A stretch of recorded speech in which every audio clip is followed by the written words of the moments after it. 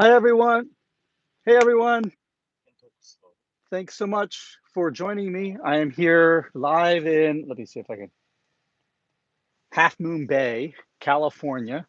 June and I have been traveling the last couple days trying to find some clean air because it's the air quality has been really bad here in California with all the wildfires happening here on the West Coast. So we actually set out a few days ago and just used a website called purpleair.com. Check it out. It's purple, as in the color purple, air.com, and it gives you live air quality readings across the United States. So we were just using the app and then finding a good air quality and then setting our course in the navigator and heading there. So yesterday we were at Paso Robles. Believe it or not, air quality in the Bay Area was really bad.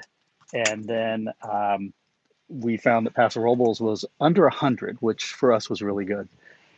And then today we found that the air quality was like 60 or something like that here in Half Moon Bay. So we headed back up north, up the coast. So today we're going to be talking about boondocking. I'd like to try to keep it focused to boondocking, but if we get, I'm happy to answer any and all questions as well that you all may have. Um, so just to start off, what is boondocking for some of you guys who don't know what boondocking is? So when you boondock, it means that you are just pulling your RV off the side of the road somewhere. It could be in a parking lot at a Walmart, it could be just on a city street, or it can be in a beautiful location like this.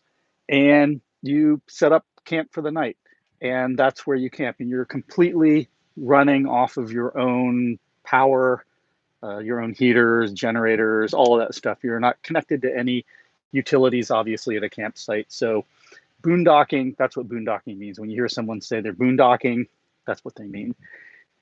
So, why do we choose to boondock? Well, June and I choose to boondock because A, it's more liberating. A lot of times for campgrounds, you have to make reservations well in advance. Here in California, it might, depending on the campground, it might need to be weeks or months in advance. And that's fine, but it doesn't fit into our travel lifestyle. The way we like to travel is kind of without plans. A lot of times we don't even know what general direction that we're heading. So to say that we're going to head into a campground, um, a lot of times doesn't work for us. That leaves the private campgrounds uh, available to you. But what's happening, at least during COVID right now, is there are most campgrounds are closed down. For instance, in California, the state campgrounds, 75% of them are shut down, 25% are open. Of the 25% that are open, 75% of the camping spots in them, they're not utilizing. So you only have 25% occupancy within those campgrounds. So it's really a very narrow, small number of campsites available, at least here in California. I don't know if that's true in other states. And so when you show up generally at a campsite, if you have not made those reservations, you're not going to get in. They used to do it here in California where you could uh, drive in and you could, a lot of times there's a cancellation. And June and I have done that before and we've had luck. But during COVID, unfortunately, at least California state campgrounds aren't doing that anymore. You can only reserve online and you can only reserve 2 days in advance. So it just doesn't work for us. So we boondock a lot. Yesterday, we boondocked in downtown Paso Robles. For those of you who don't know, Paso Robles is in Central California. Very cute little town. Go check it out. It's kind of in the middle of this wine country area, also close to the coast. We went out, had a wonderful time in the city square, had some drinks and dinner, pulled the van right up into the square there, and then drank to our heart's content to the point where we couldn't drive anywhere. Luckily, we were boondocked right in the square, and so we just went back to the van and crashed, and then got up in the morning and headed out. Uh, so that's where we were last night.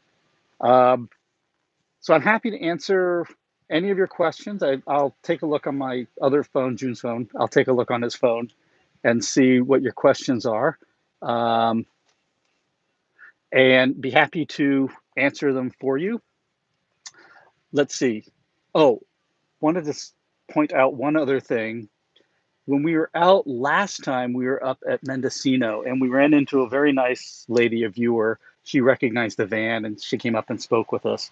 And she's just recently purchased a 2021 RV, and the dealer that she went to close to her was in Sacramento.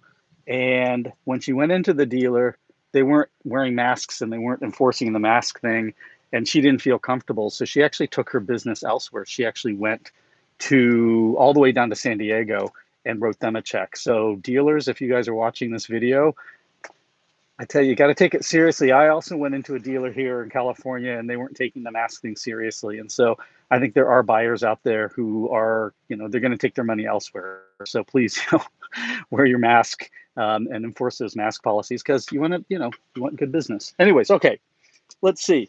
We have a question from Lynn Knight. Lynn asks, what type of RV are you currently in? Lynn, I am in a 19 and a half foot Pleasureway Ascent. It's a 2817. So this is built on the Mercedes chassis. And it's 144-inch wheelbase.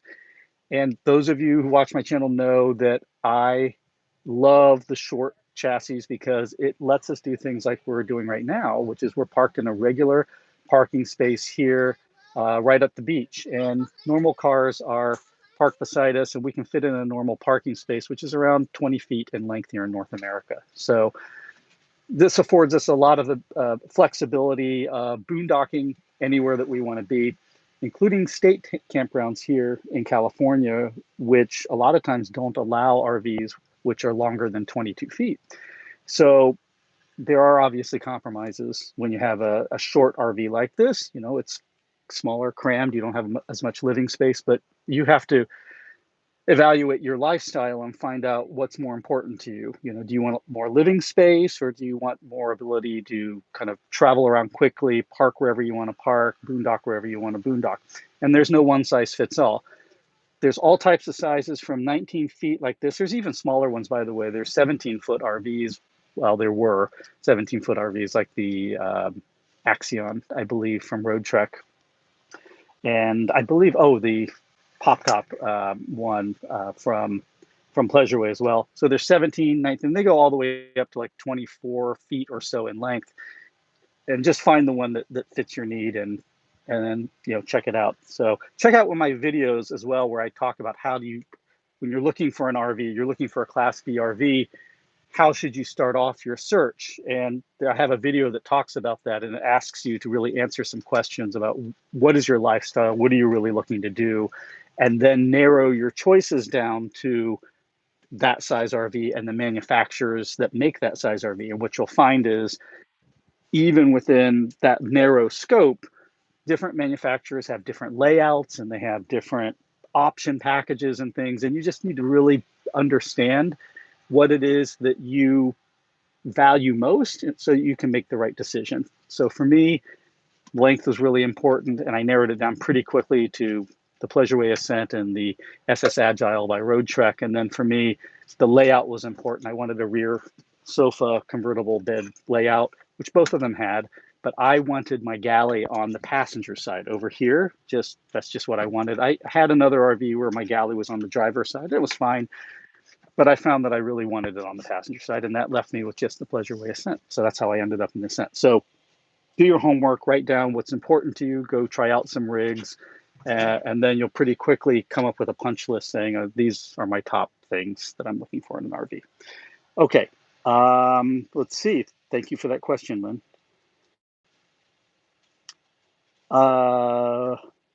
Lynn also asked, do you wash dishes or use paper plates? We wash dishes. In the RV, we have nice, Corelle dishes. They're the ones that you can drop and they generally don't shatter. They can shatter, but they're pretty durable. So we use Corelle dishes and it's just a little bit better on the environment. Oh yeah, thank you, June.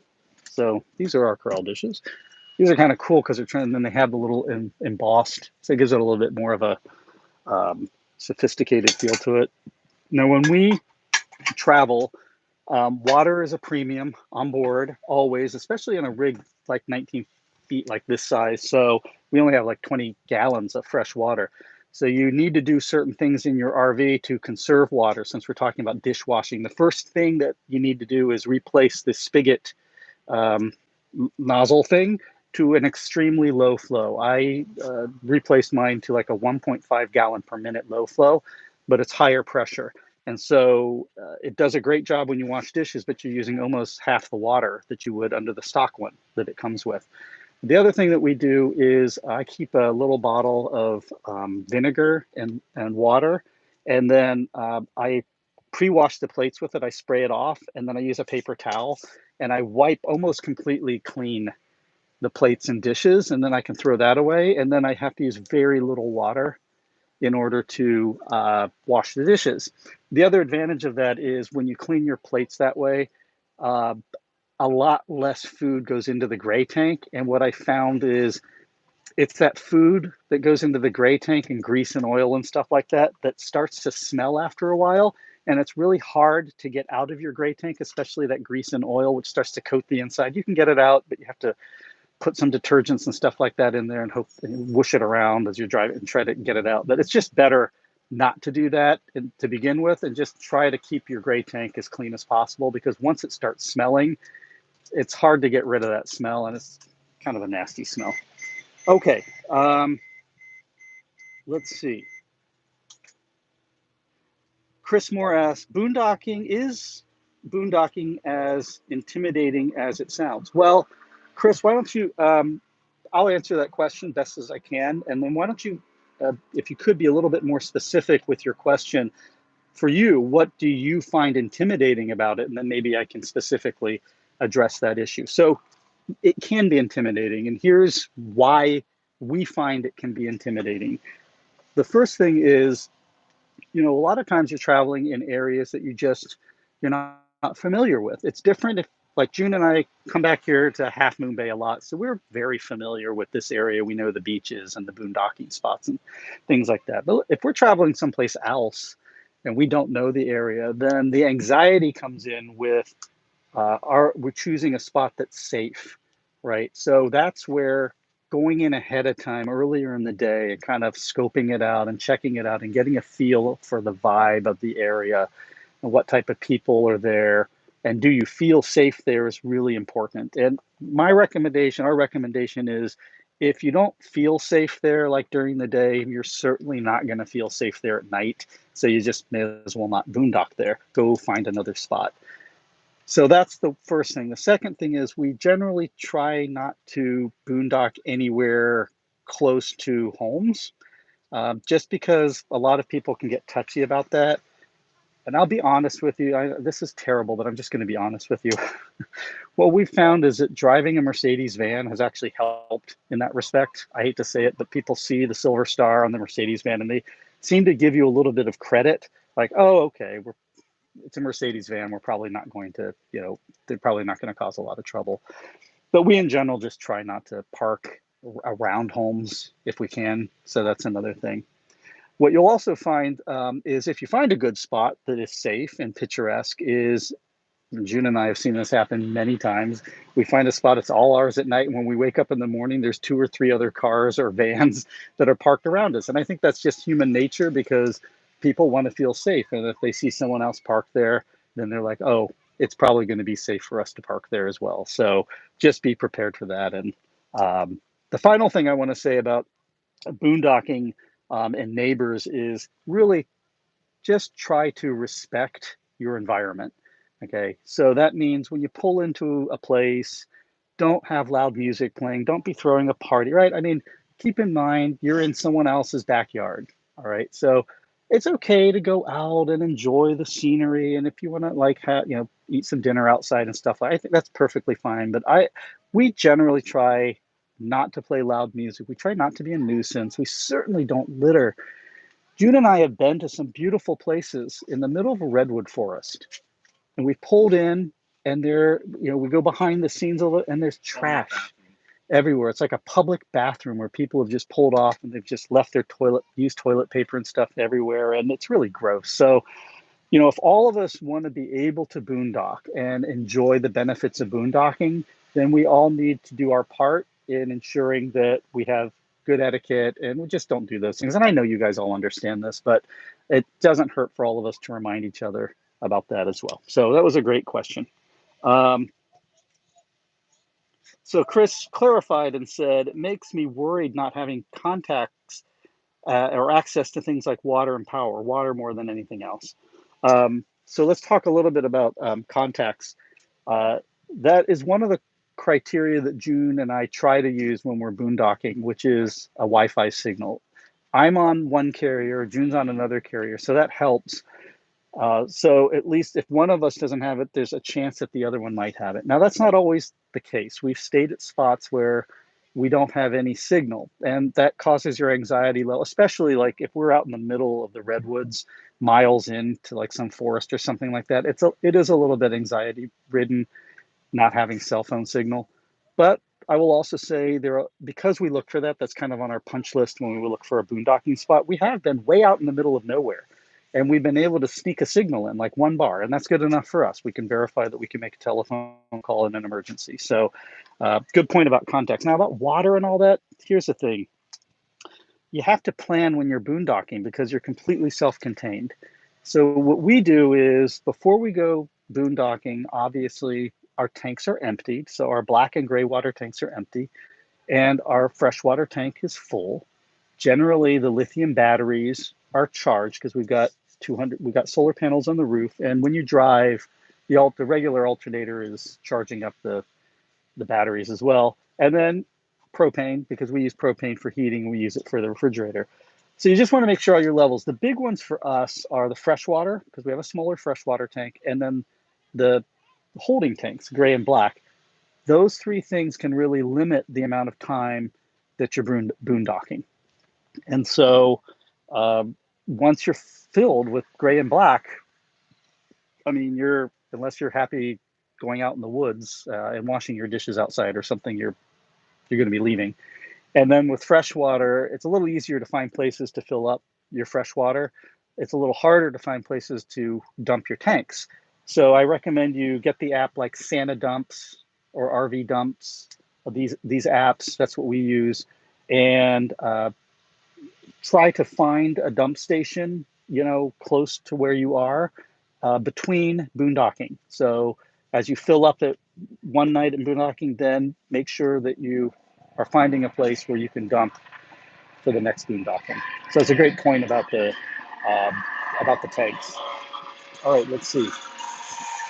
Catherine Gerdes has a question about cooking. Would you recommend propane stovetop or an induction plate? Propane makes me nervous, but I want boondocking freedom. Can solar run it all? Okay, so I have propane, Catherine. The nice thing about propane is, it's readily available. You can fill it up almost anywhere. I go to U-Haul because there's U-Haul places everywhere, and I fill up my propane there. And then, it cooks really fast, really evenly. You don't need any special anything to cook with it. So I like propane. This is a whole topic, Catherine. We could spend the rest of the video talking about energy in an RV. And a lot of people don't like propane. They don't want propane, and that's fine. I like propane. I like propane because it offsets a lot of your major energy needs in your RV, which is heating the RV, cooking, water tank heating. Having propane is just so cheap. The energy density of propane is just incredible. I mean, I filled up my propane tank probably 6 months ago, and I'm at 47%. That's cooking, heating, water heater, refrigerator. I mean, so set it and forget it on propane. Now, it would be ideal to have an all-electric RV. It's not realistic right now because heating alone, you're not going to heat off electricity. Even RVs that claim to be all electric, the heater's running off the diesel. It's got a diesel heater in it, basically. You're not going to heat your water tank really off of electricity because that's just going to drain your batteries. An induction cooktop's fine. I mean, it's probably fine. They're pretty efficient. But, you are going to, when you combine things like a compressor refrigerator, which, can consume a couple amps, and then your induction cooktop, you start really eating away at your batteries, and then you have to start worrying about solar, and you have to start worrying about driving around. So I'm not advocating one thing or the other. I'm just saying figure out what works for you. I like having propane because I don't have to think about my electrical needs, like, ever, right? I'm never worried about my battery levels. But if I start having more electrical appliances like a compressor refrigerator and induction cooktop, I'm going to have to start worrying more about my electrical needs. And that, I just don't want to do that. That's just me. I just don't want to do it. So, all right. Um, Diana, he says they just bought a Pleasure Way. Congratulations. Do you have any RV repair places to suggest around the Toronto area? I don't, unfortunately. I'm in California. I used to be in Quebec. I'd say it's just whatever you should try to take it back to the dealer from where you bought it, because generally you'll get faster service since you bought it from them. That's just the way, unfortunately, things work. It's not always the case, but generally, if you buy your RV from one dealer and then try to take it to another dealer, like I did, I bought my rig in Canada and then I moved to California, and my local RV Pleasureway dealer is pretty good, but all the other people who bought Pleasureways there have priority over me. So last time I had to take it in there, I was on a 4 or 6 week waiting list because they had to clear out, their own customers, and then they could get to me. So that's the one thing that you need to be thinking about is when you do need a repair, where you're going to take it and how long it's going to take. Unfortunately, I don't have any recommendations in the Toronto area. Um, let's see. Karen says she loves my show. Oh, thank you very much. Yeah, that's a new shirt that I got from in the Castro in San Francisco. So Lisa K asks, have we ever left a spot due to safety concerns? Let me think about this. Have we ever left a boondocking spot due to safety concerns? Uh, yes, but never like it's like when we've pulled in, right? It's not like we have set up and we're sleeping and then decide, oh, we don't feel safe. It's usually we kind of pull in and then we don't have a good feeling about it, and then we just go find another boondocking spot. You'll know pretty quickly, like when when you pull in, you'll know if you feel safe or not.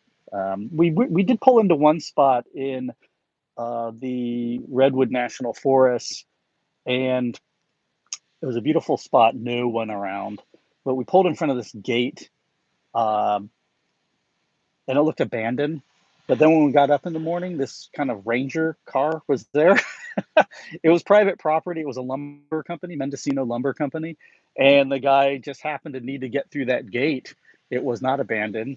And he's like, hey, I don't mind you parking there, but you need to move it because we need to get our trucks in and out. So, you got to think about stuff like that. We didn't think about it. It just looked like, oh, this is just a beautiful spot and it's abandoned and no one uses this gate. It turned out it was you. So just be prepared for that. Be prepared for a knock on the window. Just be prepared for that, because sometimes you're in a spot where you shouldn't be, and a police officer or someone may knock on your window and they'll want you to move. So let's see. Scan a dump. No, it's called Sani, SANI, Sani dump, like sanitation. Let's see. HD Lowrider asks, how do we handle the garbage? That's a great question. So first of all, on my Ascent, we don't have a good place for a garbage can. So look for that, you guys, when you are looking at it's not a deal breaker, but it's always nice to be in a rig that has a dedicated place for your trash, because mine's behind the driver's seat. That's just the space that we have. It's about this wide and I can stick a grocery bag back there. Um, it's amazing. You accumulate trash pretty quickly in these rigs. And so, uh, you're constantly kind of dumping and recycling out of it. So we just have a trash can here. We have a trash can. When we recycle, we'll just pull the trash can out and then pull the stuff out that needs to go into recycling, and then dump the rest of it in trash. But yeah, you'll start generating some trash when you're boondocking, and just obviously, never leave it in your boondocking spot. That's an obvious thing, but I got to say it. I've seen it. I've seen it. So I got to say it. It's not a good thing to do.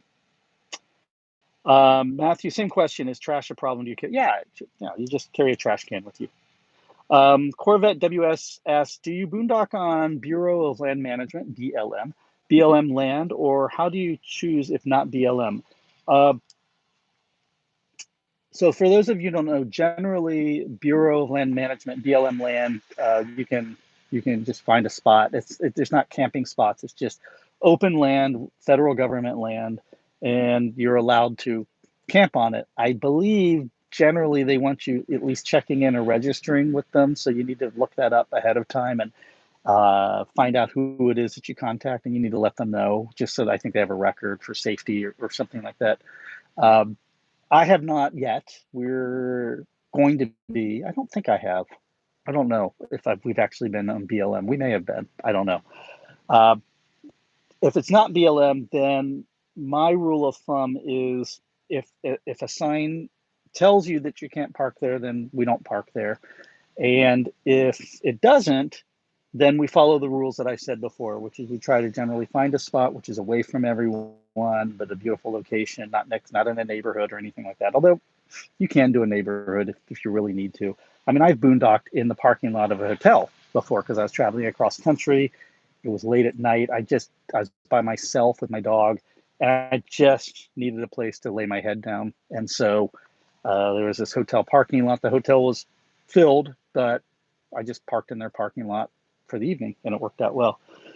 And you can boondock at places like Walmart, some of them. You need to go ask the store, ask the management. I think Flying J or whatever that gas truck fill up station is, some of those you can boondock there, although those are loud.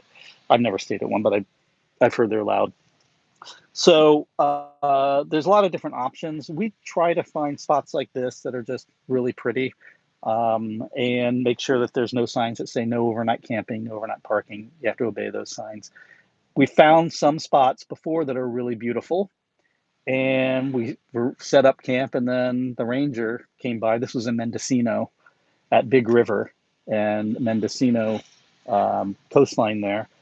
So gorgeous, so gorgeous. But very nice park ranger woman came by and she said, "So sorry, there's no overnight parking here." So then we had to quickly find an alternative, and where we ended up that night is at a Vista Point parking lot. So you never know. It was fine. There were like 8 other cars and RVs that were staying overnight in the Vista Point parking lot. It was right on the ocean, and it was kind of nice. It was like a little impromptu community. And then that morning when we woke up, because we got in so late, we were tired. So we got up late, and we like threw open the drape that goes across the front cab, and we looked out, and there's like not only are there like no other cars, like the parking lot is completely empty, but all these Caltrans construction bulldozers and like asphalt laying equipment and semi trucks and like filled the parking lot. They were using it as a staging area for repaving the road in front of the Vista Point. And here we are in RV with all these like Caltrans like construction crew and equipment all around us, and we just kind of quickly packed up the RV. Actually, we stayed until they cleared out. They we stayed like for a couple more hours, and they cleared out, and then we left. But you never know what you're going to wake up to. It's kind of funny. Anyway, okay. Matthew Blau asks, have you ever taken family with you, and how many grandkids can you take? So I have. I've gone camping with my daughter. She's 11 years old now. We occasionally take long road trips during spring break and stuff like that. Just she and I will go. And so we've gone for like a week at a time, usually during her spring break. We've done in Quebec, we went all the way to Niagara Falls and then Toronto and all these areas there in the springtime. So it was like snowy and stuff like that. And it's fun to RV during the winter and in the snow. It's a lot of fun.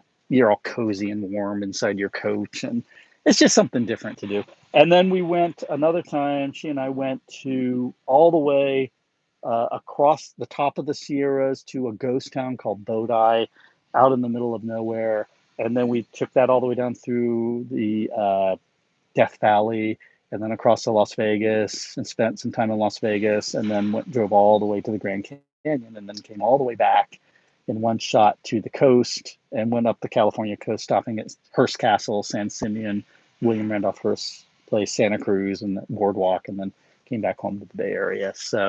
Um, so yeah, I have done it. I have done it with my family. Um, let's see.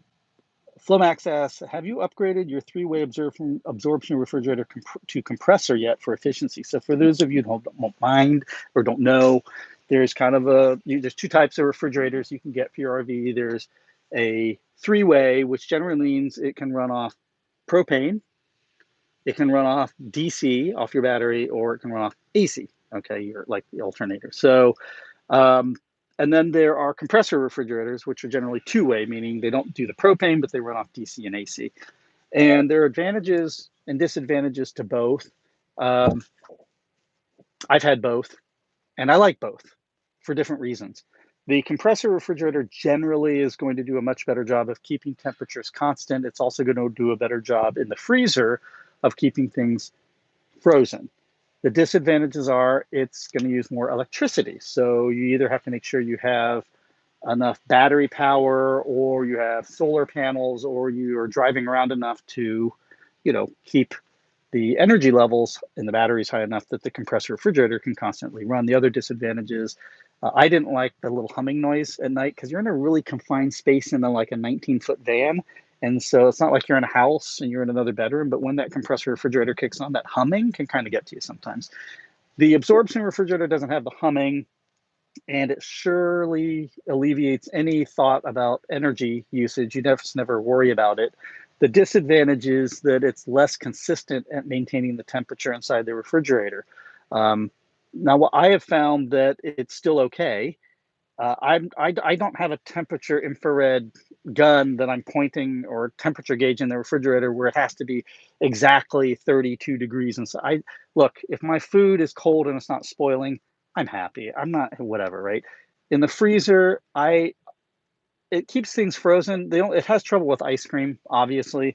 Ice cream will come out, but everything else, I've had frozen vegetables up there, frozen fruits up there, and frozen food and stuff like that, and it stays frozen. Unless it gets really hot, like maybe over 100 degrees, then it might struggle to keep it frozen. So I don't know. You have to just determine for yourself what's more important to you. And there's a lot of people are really knocking absorption refrigerators, but there are pluses to it. So I don't know. Anyway, that's my thought.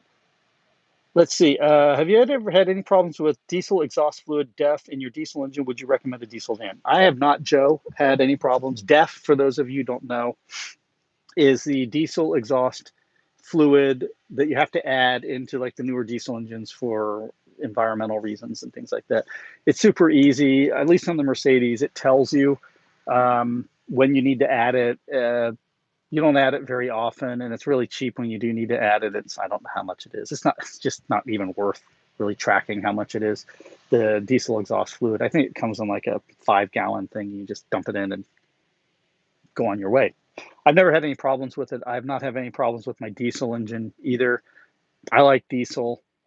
Gas is fine too. Diesel is a little harder sometimes, just a tiny bit harder maybe to find a diesel at every gas station. Obviously, gas is going to be at every gas station, but diesel, you might have a little bit of problem there. And then you do have to keep in mind, at least on the Mercedes, you have to keep in mind about the amount of ethanol that's in it. Their engines don't like constantly having more than 20% ethanol in them. They don't recommend that. So you just got to be aware of that. Um, but yeah, I haven't had any problems with my diesel. It just goes and goes and goes, right? Because it's so simple. It's just a simple engine. Corvette asks, do you belong to Passport or Harvest Host, Coast to Coast? Do you have a recommendation? I don't know what Passport is. I am a member of Harvest Host, and I don't know what Coast to Coast is. I guess I better research those. I'm a member of Harvest Hosts. I actually pay, even though they also sponsor me sometimes. I pay for my membership, and I've not used it yet. I hate to say that. I haven't had it. I just haven't used it yet. We've talked about using it, but we've had so much luck just boondocking. It's a great idea, though, and if you ever get into a tight spot where you just don't have a place to go, then a Harvest Host could really work for you. Joe asked, do you find that your daughter enjoys the trips? My daughter is 4, but seriously wants us to get a small RV. Oh, kids love RVing, and parents love RVing with kids, right? It's such an adventure to go out with your kids and make these new memories and go off exploring. And yeah, it's just different for them. The whole idea of sleeping in the van and the car and, getting up in some new location and seeing something new. It's a whole lot of fun. It's great for families. Just make sure you got those 3-point seat belts, 3-point seat belts, so it keeps the kids safe and the grandkids safe in the van. All right, Dr. Woody 2 asks, what's the best way to sell your RV? I don't have a best way to sell your RV. I mean, you can always sell it through a dealer if you want. My parents just sold their big Class A rig. They just sold it through a dealer. And the dealer took care of everything for them, including repairs and stuff that needed to get done. I sold my first rig by myself, and I sold it through RV Trader. Go to RV Trader and just list it. Get a premium subscription. It's like $20 a month or something. It's totally worth it. And they bump you up to the top when they're promoting RVs. And take great photos on it. Oh, okay. Thank you. Take really good photos. That's key. Stage it. That's key, just like a home, and it'll sell. Hopefully, it'll sell no problem. Aaron asks, now that you're using your RV a lot more, what things, if any, would you change or wish were different? Any other Class Bs you would consider at this point? Well, okay, so this is just my answer for us, and everyone's going to be different. Your needs are going to be different. So this is not a definitive answer for everyone. I love my Ascent, but there are some things, I would want changed about. One thing is the blind. We've had a lot of problems with the MCD shade on the sliding door. On this trip, so last trip, the MCD shade just came down and wouldn't roll up. It just lost its whatever. And it just came down, right? So we had to take it off and fix it and tighten the springs up, and then it retracted again. This trip, I guess because of all the slamming of the door, the blind screws actually came out, and the whole blind came out of the thing and just came down. So I'm a little bit disappointed in Pleasure Way, because these are little quality issues. But I have had it for 3 years, and you're going to expect some of these things to happen. It just needed to be tightened up there. But I think, these companies need to look at that stuff. There are ways to make sure, because that is a sliding door and it's slammed, constantly slammed and shaking, that they need to double up and do a better job of attaching anything that's on the sliding door. So that's one thing. The other big thing is I want to try a different layout. We don't ever take this out of being a permanent bed in the back. Normally this can be made into a sofa, right? And you electrically recline it, but we just leave it set up as a permanent bed. And I think I want to try a layout like the Panoramic, which has just a permanent bed always set up in the back. And then it has a lounge in the front. And I think that would I have a feeling that would fit the way we RV. It would fit a lot better with the way that we RV.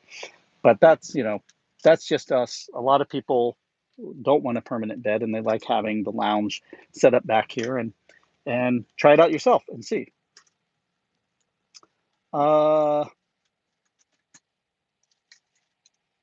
Let's see.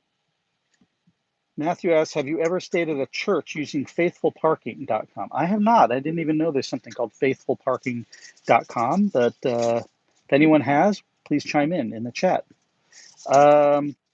Jeffrey Roberts says, do you take your dog with you? And if you do, are there any suggestions for best practices with pets? I do not. We have not, although we thought about taking one of my parents' dogs with us. She's a little mix, and taking her with us. You're going to need a bed for them. So in a short van, that's going to take up some space. Obviously, you need food and water for them and a place to put their food and water. And then you're going to need to, be taken care of when they need to go out and do their business and things like that. But it's always fun traveling with a pet. We're going to try it, and then we'll have more information for you once we try it. Flomax says, I was told by a Canadian Dream that the Pleasureway RVs for sale are going to be hit by 25% tax for U.S. customers effective August. So my guess, all imported RVs from Canada will be levied this tax. I have not heard that. I don't know anything about that. I don't know if that's the case. I'll have to research that, or Maybe someone from Pleasureway, if they're on the chat, can let us know if that's the case or not. I don't know. All right. Let's see, are there any other questions here that I've got? Do you guys have for me? I love answering your questions. Hello, everyone. Lucas, why do you keep typing one? You have to stop typing one or I'm going to block you. You're clogging up my chat. Okay. All right. So if there's no other questions, then when boondocking, all right, Lucas. Sorry. Goodbye.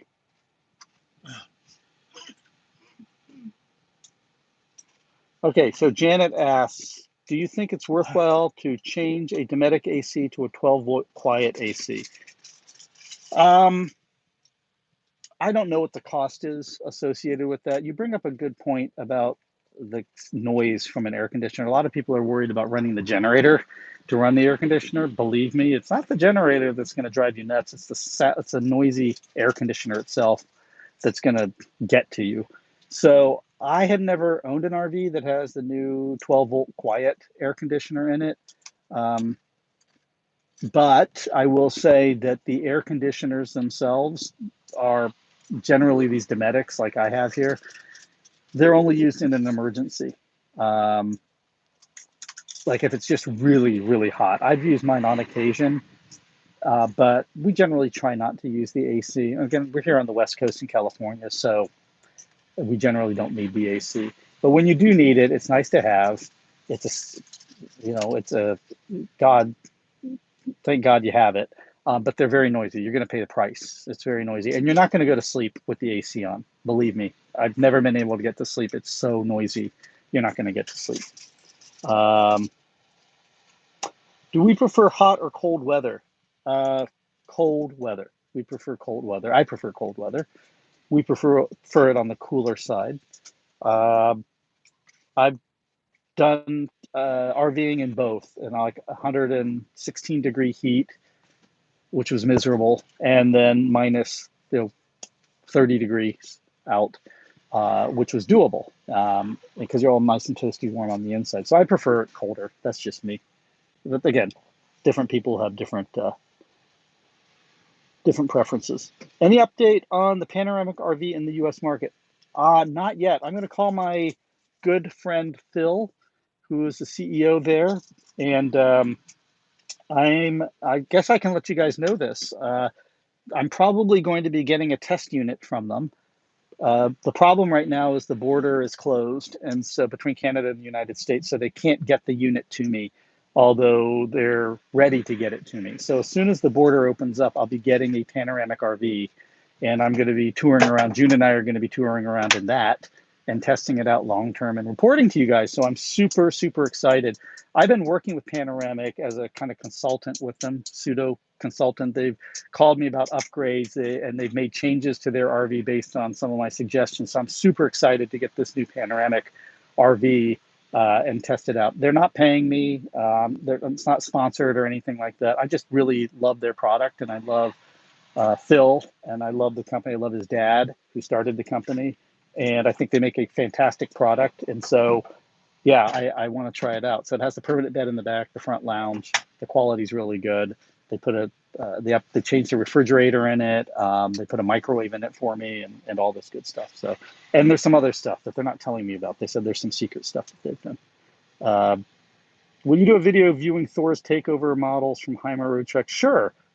By the way, once this COVID thing passes, I'll be doing more live RV reviews, but I'm not doing them right now. Just the last time I did it, and I went into the RV dealership, and they weren't taking it seriously and enforcing it, and I just can't risk my health.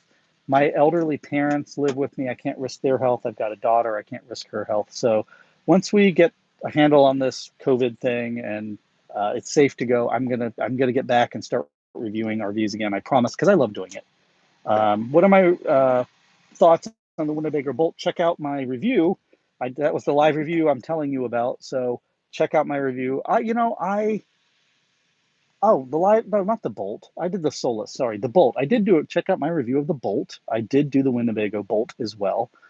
I have to go back and check it again. I thought it was very pricey for what I was looking at, but I need to go back and look at it again and see what the price was. That was my thought about it. And at the time, it only had a 1 year warranty, and I don't know if they've changed that or not, but that was not good either for that price point. So come on, Winnebago, get it together. Um, what are my thoughts on the Hymer? I've got to go here shortly, by the way, so um, I'll try to answer just a couple more questions here. What are my thoughts on the Hymer Active Loft versus the Solas 59PX? Uh, well, so first of all, I've been out of it. I don't think Hymer is making the Active anymore, are they? I don't think they're making it. So I think that's out of the running for you. Does anyone know if they're? I don't think they're making it anymore. Um, but if they were making it, I I think I like the Solas. I think I like the Solas. I mean, they're both the quality on both of them is just okay, but I think I like some of the innovation that Winnebago is doing on the Solas, so I'm going to give them the edge. I like the Solas. There, I said it. Um,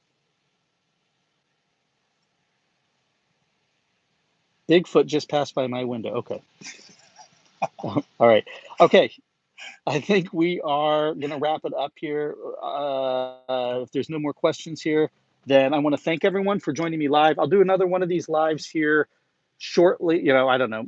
You tell me in the comments. Do you want me to do them like every other week or once a month or something like that? Let me know. I'm happy to do them. I love answering questions. And I think that's it. So thank you guys for joining me. And I will see you all later. Take care. Bye.